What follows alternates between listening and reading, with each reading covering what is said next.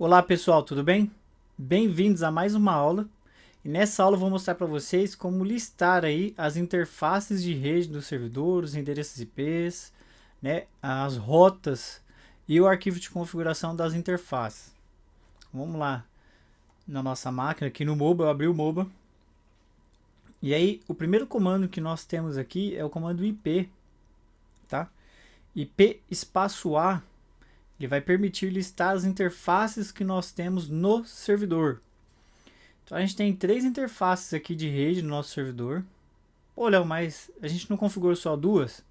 Sim, calma lá que eu já vou explicar para vocês. A primeira interface aqui, ela é considerada uma interface de loopback. Ela tem um endereço aqui 127.0.0.1 e é um endereço interno para comunicação interna, né? Então tem alguns processos que precisam dar alguns retornos para a própria máquina, e aí esses processos eles utilizam o endereço 127.0.0.1, que significa localhost, ou seja, minha máquina local. E aí é o Linux que cria essa interface de forma automática, tá? As nossas interfaces que nós adicionamos no VirtualBox são essas duas interfaces de rede aqui. A primeira interface, ENP0S3, é a nossa interface da rede NAT, tá? A rede NAT, que é a que permite a comunicação de rede da nossa máquina virtual com a nossa máquina física, ela que faz a tradução dos pacotes. Então, por isso, dentro da nossa VM, a gente tem internet aqui, tá? Tem o acesso à internet. A gente tem aqui alguns parâmetros de configuração, né? Inclusive o estado dela, que ela está up, ou seja, está funcionando. O endereço IP dela, qual é a rede que ela responde. E aqui na NP0S8, a gente tem então o nosso endereço IP 10.10.10.5 barra 24, que é a subnet, lembra lá? Que eu até comentei durante a configuração e a instalação do sistema operacional. Eu poderia deixar a barra 24, mas eu fui lá e coloquei 255.255.255.0. Bom, o Linux aqui está apresentando dessa forma, como barra 24 ao invés do 255.255.2550. Aqui nós temos o endereço MAC, né, o MAC address da nossa placa, né? Então ele é um identificador único dentro do sistema operacional para cada uma das interfaces. O link dela também aqui que está up. E aí a gente tem um outro comando que é o IP espaço route para listar os gateways, né, as rotas que nós temos na máquina. Então a gente tem aqui a interface NP0S3, temos o endereço de rede dela, esse é o endereço de rede. Temos a interface NP0S8, a gente tem aqui o endereço de rede, 10.10.10.0/24, esse é o endereço da rede, rede 10 aqui para a gente. O endereço IP da interface. E aqui a gente tem as rotas, né? As rotas padrão, as rotas default. O que é isso? A interface ENP0S8 ela responde no IP 10.10.10.5 que está na rede 10.10.10.0. Então a gente recebe a conexão através dessa rede. E depois a volta? Ela volta por onde? Né? Como é que ela faz para sair da máquina e se comunicar com a nossa rede, né, de fora do servidor? Através da rota, através do gateway. Então a gente tem aqui o endereço do gateway, que é o 10.10.10.1, tá? É possível, através de arquivo de configuração, receber a conexão através de uma interface e fazer com que o retorno, a resposta, seja através de outra interface, tá? Isso a gente chama de roteamento, ou routing, né? É possível fazer isso. Então, comando IPA lista as interfaces do IP, IProute a gente lista o gateway e as rotas que a gente tem configurado.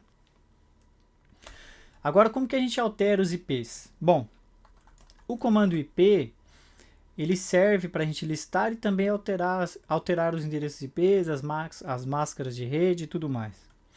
A forma que eu particularmente encontro um pouco mais simples e até mais prática é alterar o arquivo de configuração que é relacionado à interface.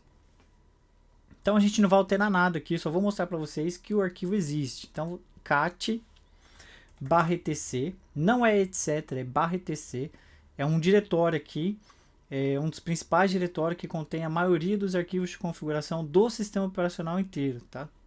Então a gente tem que ter muito cuidado ao manipular aqui os arquivos e as configurações dentro desse diretório aqui. Não apagar nada, não setar nenhum parâmetro com valor errado, tá? Porque pode acabar dando problema aí no sistema. Então /etc /sysconfig /network-scripts, e aí a gente tem o script ifcfg, que é Interface Configuration, e aí a gente passa, né, o nome da interface. Então, para cada interface, a gente tem um arquivo de configuração correspondente. É esse arquivo de configuração que é o responsável, ele que carrega as informações de IP, gateway, pro sistema. Vou dar um cat para ler o arquivo, né, para printar a saída do arquivo na tela. Então, a gente tem as informações aqui. Protocolo que está sendo utilizado para essa interface de rede NAT é o DHCP. On boot, yes, quer dizer que toda vez que rebuta a máquina, o estado da interface vai ser sempre up, tá? A mesma coisa com a 8.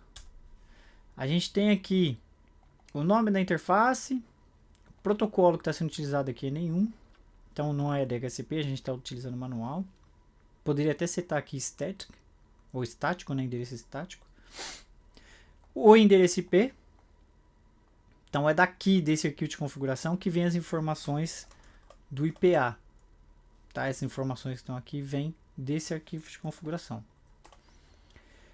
O prefixo, que é a máscara de rede, 255.255.255.0. Aqui a conotação está em prefixo, então é /24, né? E o gateway para essa interface, que é o 10.10.10.1. Então a gente tem essas informações aqui. É importante quando nós conectamos um servidor, principalmente a primeira vez, para a gente reconhecer o ambiente. Então, como na aula anterior, passei como verificar a quantidade de memória RAM que tem disponível, utilizada, quantidade de CPUs, processos, discos, file systems, pontos de montagem. A parte da rede também é muito importante, né? A gente entender como o servidor trabalha. De repente o servidor tem 3, 4, 5 interfaces de rede, que são para endereços de redes diferentes, que vai servir para um propósito diferente. É um servidor, por exemplo, web. Aí o endereço que responde para a aplicação web é um endereço da rede 10. Só que aí, internamente, essa aplicação web ela se comunica com o banco de dados.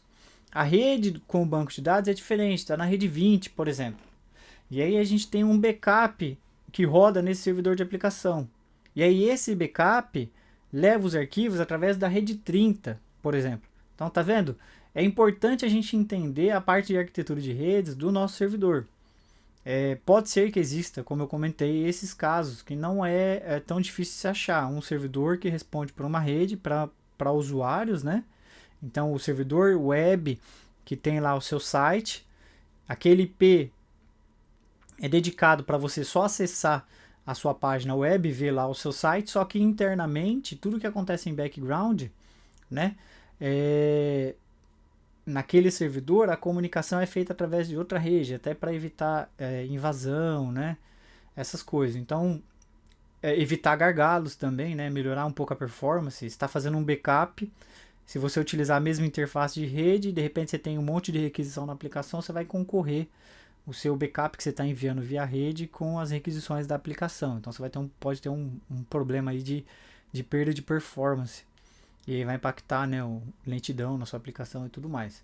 Então, conectar no servidor, entender o estado do servidor, quais são os endereços de IPs, quais são as rotas. É importante para vocês na administração de um servidor de modo geral, tá? Então, eu espero que vocês tenham entendido aqui os princípios básicos e eu vejo vocês na próxima aula.